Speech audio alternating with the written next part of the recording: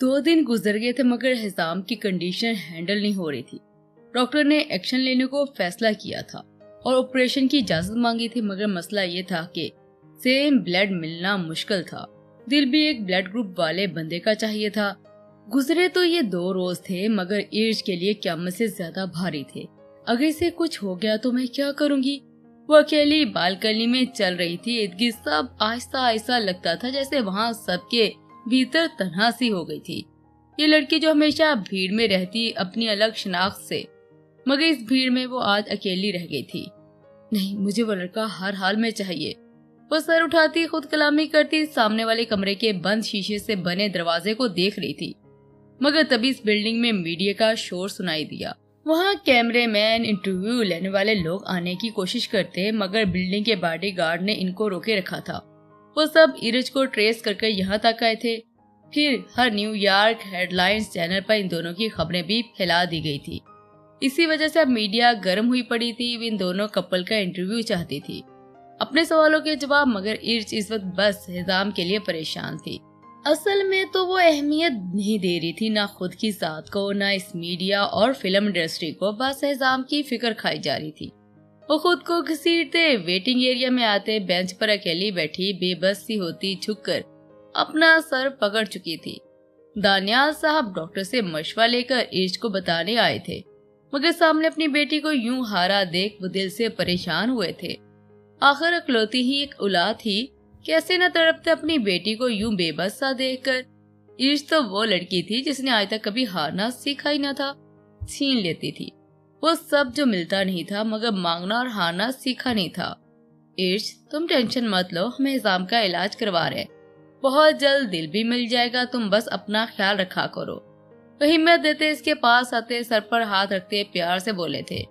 इर्ज ने जब नजरें उठाकर इनको देखा तो आंखें खूनी सुर्ख थी। इतनी शिद्दत से रोने की वजह से आंखों में खून जमा सा हो गया था। मुझे सब पता है जो डॉक्टर ने कहा है डैड, मगर मुझे अफसोस होता है अपने इतने स्टेटस पर कि मेरी इतनी दौलत, इतने नाम और बड़े बड़े बैंक बैलेंस अकाउंट्स का क्या फायदा जब एक 4-5 इंच का दिल भी नहीं खरीद सकती। शायद असल में तो मैं सबसे ज्यादा गरीब हूँ। आज दिल के बस में कोई इख्तियार नहीं था। वो सच की टूटती जा रही थी। अपनी बेटी को यूं बेसहारा आज पहली बार देखा था उन्होंने। बात अमीरी गरीबी या 4 इंच के दिल की नहीं है इर्ज, बात काबल डॉक्टर की है, जो ये केस लेकर अगर हिजाम आम सा बंदा होता तो बात बन जाती।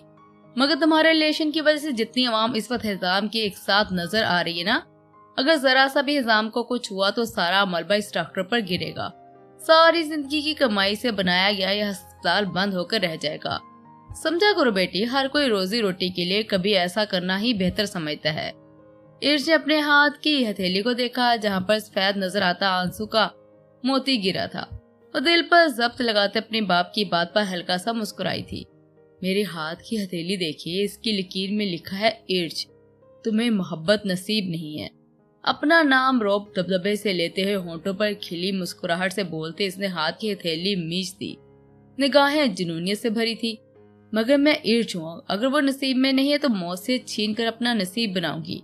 डैड, वो लड़का मुझे हर हाल में चाहिए, इसे कुछ नहीं हो सकता। सुना आपने? चेहरे पर संजीदगी लाए फौरन से खड़े होते हुए जुनूनी अंदाज में बोली थी। मुंह भर दे इस डॉक्टर का पैसों से, और अगर ये पैसों से नहीं बिका तो जान की धमकी दे। मुझे हिजाम वापस चाहिए हर कीमत पर।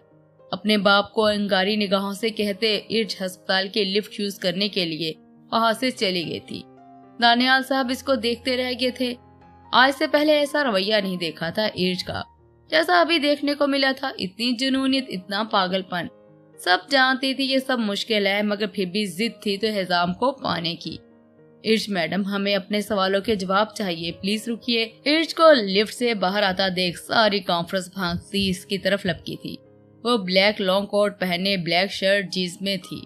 इर्ज ने मगरूरियत से ब्लैक सनग्लासेस लगा लिए, रुख बाहर की तरफ किया था। जो भी था हुस्न देखने को था। इस इर्ज का काला रंग तो जचता नजरों से नजर लगता था। वो चलते जा रही थी, आगे सारे बॉडीगार्ड्स इस हजूम में रास्ता बना रहे थे, मगर फिर भी कुछ रिपोर्टर्स अपने सवालों के जवाब के लिए पागल हुए पड़े थे। कुछ दिन पहले आपने सबके सामने अपने हस्बैंड को थप्पड़ मारा क्योंकि वो आपको अच्छे नहीं लगते थे। अब आपको शक है कि आप इनके लिए खतरनाक साबित हो सकती हैं।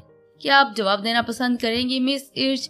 एक नौजवान पाकिस्तानी रिपोर्टर का सवाल इर्श के कानों में गूंजा तो इसने कदम रोक दिए। पीछे से लिफ्ट लेती स्वीडन भी यहाँ पर आ पहुंची थी।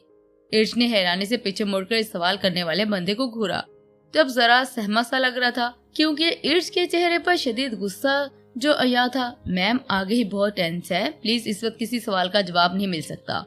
इर्श को ही रुका देख स्वीडन ने ही जवाब दिया। इर्श का बाजू पकड़ते इसको बाहर गाड़ी तक ले आई थी। इस जहल की हिम्मत कैसे हुई मुझे मेरे शोहर के लिए खतरनाक साबित करने की? इर्श ने चीखते कार के बोनट पर जोर से हिट किया था। मैं तुम्हें बता रही हूँ स्वीडन, इस मीडिया को मुझसे दूर रखना। जितने दिन तक वो लड़का मुझे सही सलामत नहीं मिल जाता, वरना मैं ऐसे सवाल करने वाले का कत्ल कर दूंगी। स्वीडन को वार्निंग देते अंगारों से इसी ब्लैक कार को डोर खोलती अंदर बैठी थी। वहां से पल भर में गायब हुई थी। इतनी तेज ड्राइविंग थी कि इस इर्श की कि हाशिम तो जरा शफीक साहब के कमरे में जाकर इससे लास्ट डीलिंग की फाइल ले आओ। वो दोनों एक साथ हॉल में दाखिल हुए, अभी भी तो ऑफिस से होकर आ रहे थे। हाशिम ने जवेद साहब को बड़े एहतराम से जवाब दिया था, जी चाचू सही, मगर मुझे कल सकीना भी का फोन आया था। वो कह रही थी आप एक बार हिजाम से मिल लें, शायद इस लड़के को आपके हाथों से पैसे लेने हैं। जवेद साहब ने कोई जवाब ना दिया था। रुख हॉल के सोफे की साइड के पर जाकर बैठा था। वो लड़का बिल्कुल पागल है, तुम टेंशन मत लो। सकीना बी का रिलेटिव होने की वजह से पैसे दिए थे, मगर लगता है इसको जरूरत नहीं है। बात को इस तरह राज का रंग दिया कि हाशिम भी ना समझ सका। हिजाम का सकीना बी से जवेद साहब तक का बात पहुंचाना। अच्छा रुको मेरी बात सुनो। इसको जाता देख उठकर खड़े हुए थे। जब से तुम दोनों का निकाह हुआ तब से तुम दोनों एक दूसरे से भागते आ रहे हो। बचपन से मैं जानता हूँ तुम दोनों एक दूसरे को वक्त दो, एक साथ रहो और एक दूसरे को वक्त दो। इसलिए मैंने फैसला किया है कि तुम दोनों कल की फ्लाइट से जरा मरी घूमो, फिर जब वापसी होगी तब इंशाल्लाह इस हवेली में तुम दोनों की शादी की जाएगी। हाशिम बेटा, बात तो हाशिम की दिल की करके थे। हाशिम को और क्या चाहिए था? इसने मुस्कुराहट दबाते हाँ में सर हिलाया था और ऊपर चला आया था। जवेद साहब भी इसको खुश देख मुतमईन हुए थे। शफीक साहब के कमरे में गया, सामने बेड पर फोन नजर आया जिसकी स्क्रीन चमकती नजर आई थी। इसने एक नजर बात के बंद डोर पर रुकी, शायद वो बात यूज कर रहे थे। हाशिम ने बाहर जाने के लिए रुख किया, मगर थी फोन पर मैसेज आने वाली रिंग सुनकर वो वापस को मुड़ा था। पास जाते वही फोन उठा लिया। स्क्रीन पर लॉक नहीं लगा था। सबसे बड़ी गलती शफीक साहब से आज हुई थी। इसने भी मैसेज ही खोला था, सारी चैट रीड करनी शुरू कर दी। अगर हाशिम को कुछ बताया तो तुम्हारी मोहब्बत की जान निकाल लूंगा तुम्हारे सामने। और जैसे जैसे स्क्रीन स्क्रॉल कर रहा था, मैसेज रीड करता करता वैसे वैसे अंदर तक आग जलती भड़कती। मुझसे शादी करनी होगी तुम्हें इमरा, वरना हाशिम की लाश तक को तरसोगी। जानती हो ना मैं कितनी मोहब्बत करता हूँ तुमसे। अगर हाशिम को जिंदा चाहती तो कल की फ्लाइट से वापस हवेली आओ। माथे की रगे उभरी होती जा रही थी। फोन की पकड़ सख्त और सांस गुस्से से फूल रहा था। आंखें खून से सुर्खी माइल होती नजर आई थी। अब समझा था जब जब मेरा दूर जाती थी और हाशिम इमरा को गलत समझता रहा, मगर यहाँ पर किस्सा और निकलने पर हाशिम पागल बनता जा रहा था। इस कदर गुस्सा सवार हो रहा था। तुम्हें धमकियां दे दे कर बोर हो गया हूँ, अब कर कर दिखाऊंगा शफीक क्या कर सकता है। हाशिम ने बात का डोर खुलने का एहसास महसूस किया तो सरसरी सा इसकी जानब देखा। वहाँ शफीक साहब खड़े थे, तौली से बाल खुश कर रहे थे। चंद पल हाशिम को अपने कमरे में यूं अचानक देख वो हैरान हुए थे। ये सब क्या है? दांत पीसते वो फोन को सीधा शफीक साहब की तरफ जोर से फेंकते हैं। वो चिल्लाया और शफीक साहब बच बचा करते अपना तौलिया भी कंधों से गिरा गए, मगर फोन दीवार पर गिरकर टूट गया था। वो सब समझ गए थे। खौफ तो तब आया जब हाशिम को गुस्से से आग बगोला होते देखा, अपनी जानब आते देखा। मेरी बीबी को ब्लैकमेल करता है। हाशिम ने यकदम इसके सीने से शर्त दबोच ली और अपनी खूनी वैशी आंखों में झुकाया। शफीक साहब नफी में सर हिला रहे थे। आज तो हाशिम का गुस्सा देखने को था।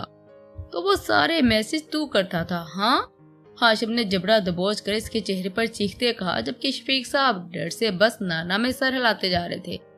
तेरी इतनी हिम्मत, मेरी मोहब्बत को धमकियां देगा? यकदम इसे जोर से पंच मारते हाशिम फनकारा था। शफीक साहब के होंठ के किनारे से खून रसना शुरू हो गया था। उन्हें होंठों पर शहादत की उंगली रख दी थी। बहुत मर्दानगी है ना तेरे अंदर, आज सारी निकालूंगा, चल। ऊंचा खौफनाक गंभीर आवाज में कहते हाशिम ने इनका कॉलर पकड़ा था। अपने पीछे घसीटना शुरू किया था। इसके बाजू पकड़कर रोक रहे थे, मगर हाशिम धक्के पर धक्का देख अपने पीछे घसीट रहा था। जब कमरे से बाहर निकले तो सीढ़ी के पास जाते शफीक साहब ने खुद को आजाद करवा ही लिया था, मगर इस आदमी ने हाशिम का मुकम्मल दिमाग माफ किया था। तेरी बीवी ही ऐसी है, बिल्कुल मेरी जैसी नफसियाती। शफीक साहब ने तमस्कर उड़ाना हंसकर कहा था। हाशिम ने आंखें गुस्से से बड़ी कई और दे मार एक थप्पड़ रसीद किया। नीचे हाल के सोफे पर बैठे जवेद साहब ऊपर इन दोनों को यूं लड़ता देख हैरानगी से उठकर खड़े हुए थे।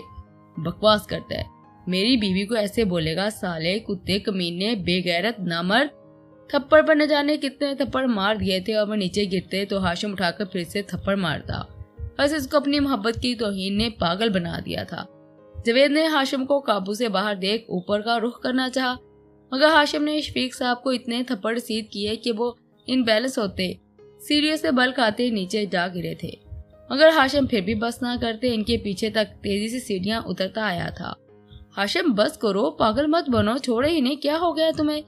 जवेद साहब ने हाशिम को नीचे आता देख कहा, मगर हाशिम ने शफीक साहब को कॉलर से पकड़ जबरदस्ती खड़ा किया और जान निकालने की ताकत जैसे पर मुंह जोर मुक्के मारते गया। शफीक साहब की आंखें बंद हो गई थी, वो नढाल सा हो गया था, मगर हाशिम के खून में लगी आग इसको जान से मारकर भी जान बख्शने को नहीं आई थी। ये आदमी मेरी बीवी को ब्लैकमेल करता है, जान की धमकियां देता है। न जाने कितना गंदा है इसका दिमाग, जिसको जानने के बाद मेरा दिल करता है इसकी जिस्म की बोटी बोटी को लूं। आप कहते हैं मैं इसको छोड़ दूं? जवेद साहब ने हाशिम को ज्यादा हैपर होता देख पेट से पकड़कर काबू किया, मगर फिर भी शेर की तरह शफीक साहब की तरफ लपकता था। घर में इतना शोर सुनकर सब लोग इकट्ठे हो गए थे। इमरा और इसकी सारी फ्रेंड्स भी, तस्मिया बीबी, शफीक साहब ने पागलों की तरह मुस्कुराते ऊपर खड़ी इमरा को देखा। इमरा डरी थी, इनका चेहरा खून से भरा देख अपने हाशिम को यूं पागलपन करता देख हाशिम की बर्दाश्त से बाहर था। इस घटिया आदमी का यूं इमरा को मुस्कुरा कर देखना। देखो इमरा, सिर्फ तुम्हारे लिए मार खा रहा हूँ और बाद में तुमसे। बंद करो बकवास। हाशिम ने खुद को आजाद करवाते तेजी से भागकर बांस पड़े लैंप को उठाकर सीधा शफीक साहब के मुंह पर जोर से दे मारा था। इनके मुंह पर जहां तक वो लैंप मारा गया था वहां तक शीशा धंस गया था। वो मुकम्मल नढाल होकर नीचे जमीन बोस हो गए थे। इमरान ने हाशिम को इतना पागल देख अपने मुंह पर हाथ रखकर चीखें दबाई थी। हाशिम! जवेद साहब चीखे थे इस हरकत पर, क्योंकि वो फिर भी इनके बेहोश शफीक साहब की तरफ जा रहे थे। सबको यही लगता था कि आज वो इनको मार कर ही रहेगा। हाशिम के इरादे समझते इमरा तेजी से स्टेप पर स्टेप रखती नीचे आते और हाशिम के पास जाते इसका बाजू पकड़ती शफीक साहब से दूर करती है और इसको लेकर जाओ यहाँ से इमरा, ये अपने होश में नहीं है, कुछ गलत कर बैठेगा। जवेद साहब ने शफीक साहब के पास जाते कहा था। हाशिम ने एक सख्त नजर वैशी आंखों से इमरा को देखा और हाथ झटका था। इस आदमी को अपनी जुबान में समझा ले, वरना मैं किसी की समझ में नहीं आऊंगा। इसने मेरी मलकियत पर नजर रखी और मुझे जड़ से आंखें उखाड़नी आती है चाचों से ही।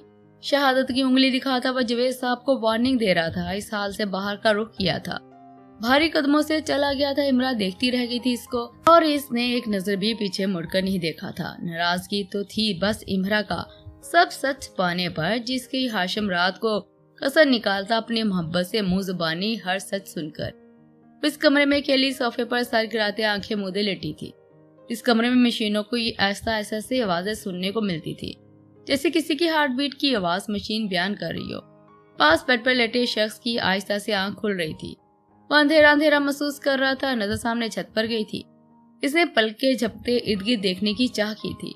ये लड़की अभी तक यहाँ पर क्या कर रही है? हिजाम ने इर्ज पर नजर जाते दिल से कहा था। वो यूं ही बैठी बैठी सो गई थी। कोई कंबल नहीं था इस पर। हिजाम ने हिम्मत करते उठना चाहा, मगर तभी इर्ज की खौफ से आंखें खुली। शायद अब ख्वाब में भी हिजाम में आता था। तुम उठ क्यों रहे हो? इसको ऑक्सीजन मास्क उतारता देख वो जल्दी से उठकर खड़ी हुई थी। हिजाम ने नाराजगी दिखाते कोई जवाब न दिया था और अपना मास्क उतारकर बैठते पांव नीचे लगाए थे। ये अभी नहीं उतारना, वापस पहनो। ऑक्सीजन मास्क की तरफ हाथ से इशारा करते इर्ज घबराहट से बोली थी। शायद डर था वो फिर से बीमार न हो जाए, मगर खुश थी इसको होश में देखकर वह हिजाम को देखे जा रही थी। तभी कमरे में एक नर्स आई। इस मशीन से सांस लेकर थक गया हूँ, मुझे बाहर जाकर असल सांस चाहिए। क्या तुम मुझे बाहर लेकर जाओगी? डियर, वो उठने की कोशिश करता इर्ज को छोड़ नर्स से बोला था, मगर पांव फर्श पर नहीं लग रहे थे। वजन उठाना तो दूर की बात थी। नर्स ने कमरे में नजर दौड़ाई तो व्हीलचेयर मिली। इसने वही हिजाम की तरफ ले जाकर इसको हिम्मत करते इस पर बैठाया, जबकि इर्ज आंखें छोटी करती माथे पर बल डाल इस नर्स और हिजाम को घूर रही थी। नर्स ने सारी ड्रिप्स उतार कर ये काम किया था। थैंक्स डियर, हिजाम ने मुस्कुराकर नर्स से कहा। इर्ज को अंदर तक जेलसी फील हो रही थी। वो इर्ज को फुल मूड इग्नोर करता नर्स से मुस्कुराकर बातें करता मदद मांग रहा था। अब तो वो इसी नर्स के साथ बाहर जाने वाला था जो इर्ज होने तक कहाँ देती। इसके ख्याल में खुद रख सकती हूँ। दांत पीसते वो मुस्कुराती नर्स को घूरते बोली थी। हिजाम की व्हील चेयर को बैग से थाम कर जल्दी जल्दी रुख बाहर का किया था। नर्स वहीं पर खड़ी देखती रह गई थी और इर्ज इसको वहां से भगा कर ले गई थी। हिजाम ने लब दबाकर मुस्कुराहट कंट्रोल की इसको इतना पॉसेसिव देखकर। वैसे तो मोहब्बत करता है, शर्म तो आती ही है। नर्स से हेल्प चाहिए थी इसको। दिल ही दिल में बड़बड़ाते वो इसको इसी फ्लोर की बैल्कनी तक ले आई थी। फिर बैल्कनी से लिफ्ट लेकर टेरेस पर। हिजाम खामोश रहा। इर्ज ने भी कोई बात ना की। असल में तो वो शर्मिंदा थी, इसी वजह से बात करने से डर रही थी। हिजाम इसको सबक सिखाने का अहद कर चुका था, इसलिए अपने ही इरादे थे इसको पागलपन से सुधारने के। तुम जा सकती हो यहाँ से। वो टेरेस पर आए तो हिजाम ने बेजारी से इर्ज से कहा था। इर्ज को थोड़ा सा बुरा लगा इसका ऐसा रवैया देखकर। इर्ज तो तरस गई थी इसकी बात सुनने को और लहजा खुद मिलता नजर आया था। क्यों जाऊं यहाँ से? मुझे तो यहीं पर रहना है। सिर्फ तुम्हारे सांस ही खराब नहीं होता, मेरा भी दिल करता है ऐसा ठंडा ठंडा सांस लेने को। खुद ही जिद्दी खाते इर्ज इसके व्हील चेयर छोड़ इसके दाएं जारम मुंह बसोर कर खड़ी हो गई थी। हिजाम ने हिम्मत से खड़े होने की कोशिश की तो इर्ज ने नोट किया तो जल्दी से इसको कंधे से सहारा दिया और इसके कंधे तक का कद रखती थी। वो जो छुप गई थी इसको सहारा देते देते, मुझे टच मत किया करो, दूर रहा करो, मैं खुद खड़ा हो सकता हूँ। मुझे तुम्हारी बिल्कुल भी जरूरत नहीं है, समझ आया तुम्हें? हिजाम ने सहारा छोड़ना चाहा तो इर्ज ने दिल की धड़कन तेज की। वो दूर जाने की बहस कर रहा था। अब समझ आने लगा था जब आप किसी के पास रहना चाहें तो अगला बंदा इनकार ही करे तो कैसा हाल होता है। इस बार हिजाम इनकार कर रहा था और इर्ज पर बीत रही थी। शायद यही से इसको हिजाम सुधार रहा था। ज्यादा नखरे मत दिखाओ, समझ आया तुम्हें? हिजाम खुद का सहारा लेकर खड़ा हो गया था। इर्ज ने इसके सामने खड़े होते सर झुकाकर कहा था। शायद वो इससे आगे भी कुछ कहना चाहती थी, मगर न जाने दिल कैसे कैसे ख्याल ला रहा था, किस अंदाज में माफी मांगूं या फिर इस अंदाज में जैसे अंदाज आते थे काफी क्लोज वाले। इसलिए तो नर्वस होती सर झुका गई थी। सॉरी। इसने कदम आगे बढ़ाते जरा ऊपर होकर हिजाम की नरमी से गाल थामे। दिल की धड़कनें बागी होते महसूस कर कुछ भी सोचे समझे बगैर वह हिजाम के बेहद करीब हुई थी।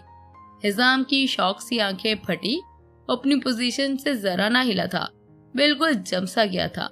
इर्ज ने इसी पल 2 कदम दूर करते खड़े होकर सर झुका लिया था। हिजाम इसको अभी तक फटी निगाहों से देख रहा था। अगर इस पल इर्ज का दिल बाकी न धड़कता तो वह कभी हिजाम को इतना हैरान न करती, सॉरी भी न बोलती। सारा कसूर इसी वक्त धड़कते दिल का था जो जज्बात बनाते धड़काता। इर्ज मेड लो इन लम्हात को। क्या तुम्हारी फिल्म इंडस्ट्री में एक्टर अपने हस्बैंड को ऐसे सॉरी बोलती है? सामने सर झुकाकर खड़ी इर्ज को अपनी हथेलियां मसलता देख वो दोनों आईब्रो उठाते बोला था। आखिर आज से पहले वैसा हो जाने पर बाद में थप्पड़ जो खाता आ रहा था, फिर आज मारने वाली ने हैरान कर दिया था। दिल तो कर रहा है ये जो अभी छेड़छाड़ की है तुमने मेरे जज्बात से, सारी सूद समेत वसूली करूं, तुम्हें अपने जज्बात से वाकिफ करवाऊं कि इस वक्त किस धार पर खड़ा हूं मैं। हिजाम तुम्हारी इस बेबाकी की वजह से, मगर मुझे सब्र करना पड़ेगा तुम्हारे हमेशा के लिए ऐसा बन जाने तक जो चंद दिन की मार है मेरी जान। इर्ज की झुकी नजरें देख वो दिल में कहता दिल से फिलहाल सारे जज्बात से इनकार कर रहा था। इर्ज ने खुद ही नजर उठाकर इन गोल्डन आंखों में देखा था। आज नैन से नैन मिले थे तब एहसास हुआ इन आंखों का रंग कितना हसीन था। मुझे वापस कमरे में जाना है। इसको सख्त भरम तासरा से देखता वो अपनी व्हीलचेयर पर बैठ गया था। इर्ज को ऐसा लगा था जैसे वो सॉरी बोलकर गलती कर चुकी है। तुम चाहती हो मैं जान से मारा जाऊं जो टेरेस पे ले आई हो? इतनी सर्दी में मुझे वापस कमरे में जाना है। व्हील चेयर पर बैठा वो इर्ज पर हुक्म झाड़ रहा था। इर्ज ने इसकी सुनते मुंह में पहले बड़बड़ की, फिर व्हील चेयर को पीछे से थाम कर इसको वापस कमरे में लेकर आई। कमरे में दाखिल होने के बाद वह हिजाम को बेड पर लिटा चुकी थी। कंबल भी इस पर दुरुस्त कर दिया था। हिजाम इसको मुसलसल घूरे जा रहा था। वो चुपचाप वापस सोफे पर आकर बैठी थी, सोने के लिए लेट गई थी। तुम वहाँ पर नहीं सो गई, इधर आओ मेरे पास। खुद पर कंबल खोल कर लेती इर्ज को कहते हिजाम ने अपने साथ बेडशीट पर हाथ रखकर फिर से सख्त हुक्म सुनाया था। इर्ज ने हैरानी से देखा था। मैं तुम्हारी तरह टांगे नहीं मारता, रात को समझ आया, बस थोड़ा सा बेड शेयर कर रहा हूँ, ये भी एहसान समझो। वो खुद लेटते अपने ऊपर कंबल ओढ़ गया था। इर्ज ने कुछ देर यूं ही रात को सोचते गुजार दी कि एक साथ सोना कितना अजीब लग गया है। फिर वो लड़का कुछ न कर दे, वो दिल में बड़बड़ाती बोली, मगर फिर जल्दी जल्दी से उठकर हिजाम के साथ जा लेटी। सर उठाओ, अपनी तरफ कमर करके लेटी इर्ज को देखते हुए सख्ती से बोला था। इर्ज ने सर उठाया तो हिजाम ने इसका सर अपने बाजू पर रखे इस पर कंबल ओढ़ा था। सुबह जल्दी उठ जाना मेरे पास, मैं नहीं चाहता वो प्यारी सी नर्स हम दोनों को ऐसे देखे। बड़े प्यार से नर्स लफ्ज बोला। इर्ज ने इसका नर्स नर्स सुनते अपना रुख इसकी तरफ सीधा किया था। देख ले, ऐसे मुझे कोई फर्क नहीं पड़ता, बल्कि मैं तो हक कर सोऊंगी। अब बताओ, भाड़ में जाए वो बदमाश नर्स। एक ही पल में हिजाम को हक करती हुई इसके सीने पर सर टिका गई थी। सुकून से आंखें बंद कर ली थी। हिजाम ने मुस्कुराते लब दबाए और जैसे जैसा चाहता था इर्ज वैसे करती जाती थी, जबकि इर्ज को खुद भी समझ नहीं आता था कि हिजाम बाजी ले जाता है